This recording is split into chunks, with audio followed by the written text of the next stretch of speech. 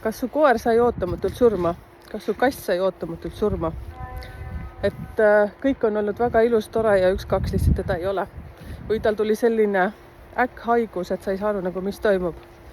Siis jälle kõik on energia. Kõik coachid räägivad, et kõik on energia. Mina räägin ka, et kõik on energia.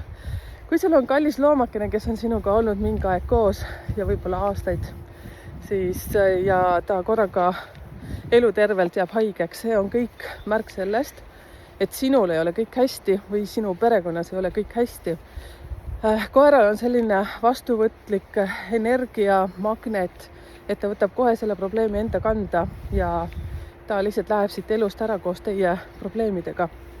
Ja sa võid vastu vaielda, kõik on lubatud, kommenteeri siia, kui niimoodi tundub. Lihtsalt nii ongi, et vaadake ja kuulake oma sisetunnet, kui teie suhtes on midagi valesti. Andke andeks oma vanematele nende vead ja armastage neid selle eest juba, et nad on teid siia maa peale toonud. Ilusat päeva!